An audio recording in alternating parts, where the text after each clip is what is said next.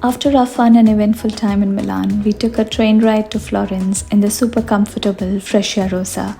We certainly are loving our train travel experience around Italy this summer.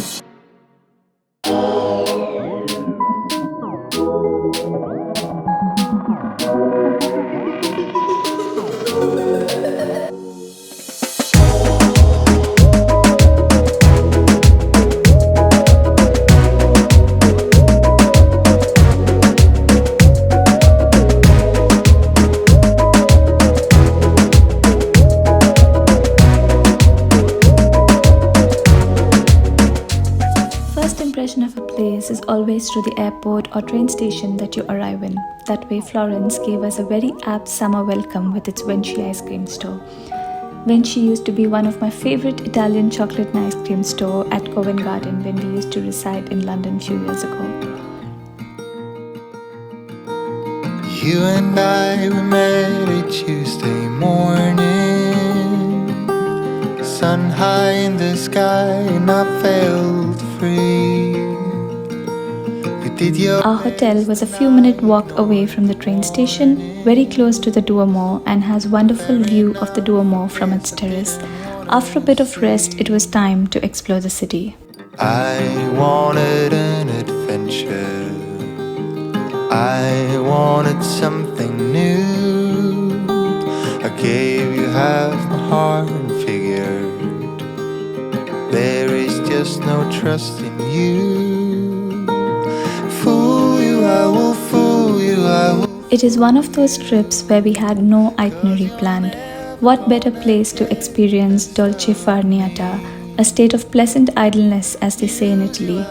Taking that as a cue, we headed to a nearby pizzeria my husband suggested for a late lunch. Our pizzaiola, the pizza chef, was super friendly and welcomed us to film him make our pizza. On taking the first bite of my slice, I could vouch this has to be the best pizza I ever had. And for the first time, looked up the place and we were at El Antica Pizzeria da Michel, which seemed to be a super traditional and popular pizzeria from Napoli, and was world famous, and we later noticed Julia Roberts also happened to visit this very place in Florence. It was a no-frills place popular only for its delicious pizza.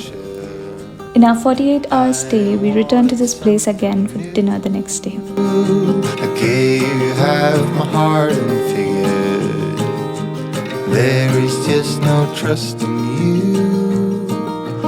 Fool you, I will fool you, I will fool you, 'cause you're never gonna get the best of me. Florence feels very vibrant, and its Gothic and Renaissance architecture left me in awe, both very majestic and artistic at the same time.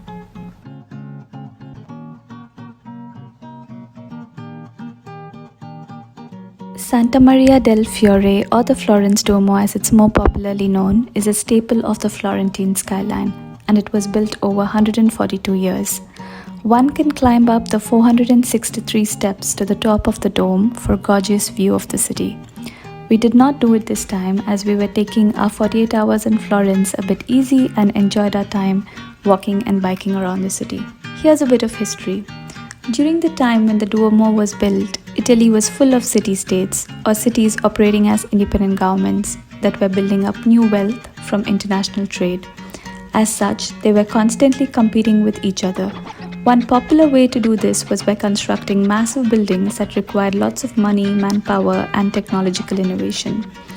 As Florence grew to become one of the most powerful city-states in Tuscany, it displayed its wealth by building an enormous cathedral meant to dwarf any other building in the competing cities of Siena, Pisa, or Milan.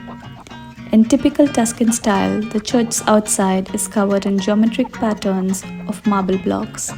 Although the entire cathedral is incredible, the most famous architectural feature is the dome called the cupola in Italian. With its 45.5-meter diameter and a total height of more than 116 meters, the dome is the largest masonry vault in the world.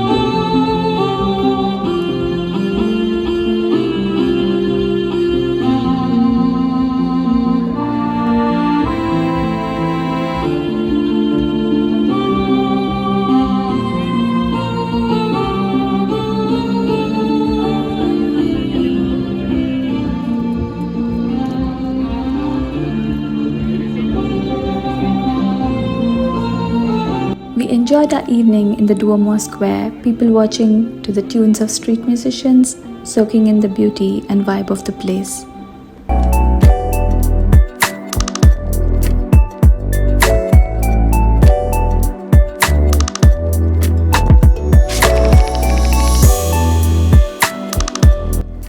We started our next morning walking up to Piazzale Michelangelo to catch sunrise. As you can see, it was a cloudy start to the day. We enjoyed some nice views of the city across River Arno, chatted with some photographers who are mostly the only ones that we see during our early morning sunrise adventures.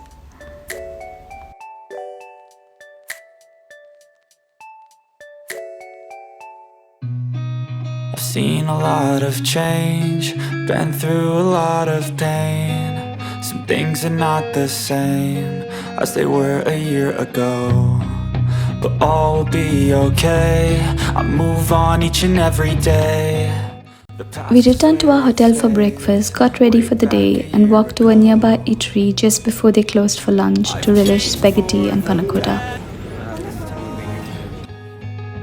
I thought I would never be fine. I strive just to say I'm alright, and for the first time in a long time I'm alright. I've seen a lot of change, been through a lot of... Along with world-famous sites and monuments, Florence is full of surprises with something new to experience around every corner. Florence markets seem to be everywhere from the moment you leave Santa Maria Novella train station. The San Lorenzo Outdoor Market is the original leather market of the city. This market sprawls throughout the San Lorenzo neighborhood, and you can spend a good couple of hours in this maze of street vendors selling leather goods and Florentine souvenirs.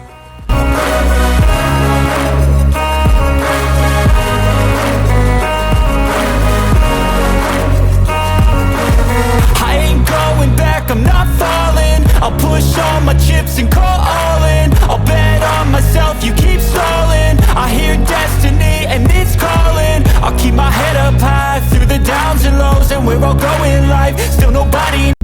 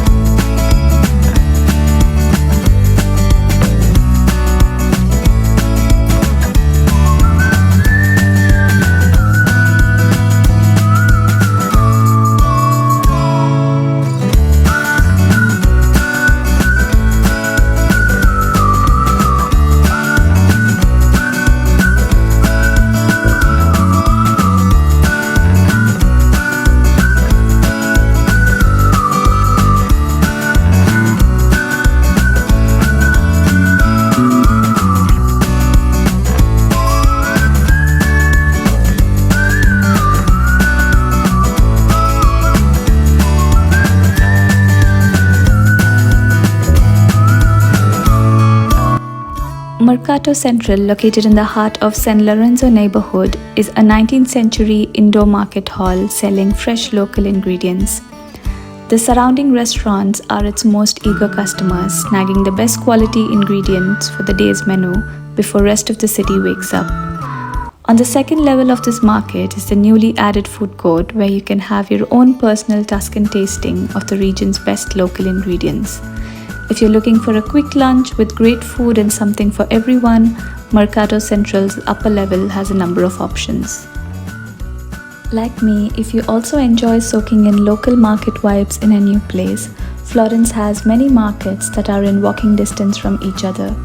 Mercato San Ambrosio, Antique Market, the Weekly Flower Market, and Santo Spirit Artisan Market are few other popular ones. No matter your pace or style, anyone can find the kind of market that piques their interest in Florence.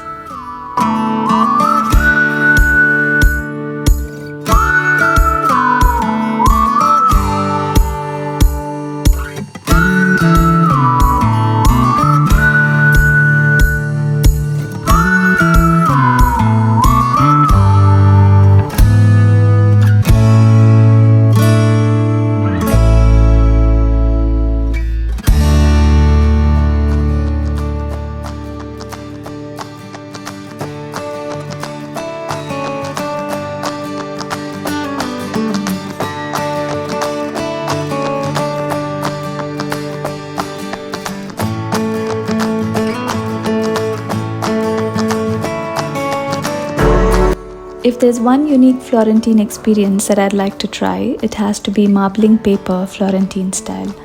Made throughout Europe even in the 19th century, marble paper making survives today almost exclusively in Florence. We visited one such Florentine paper store, Il Papiro, that had an exquisite collection of handmade stationery.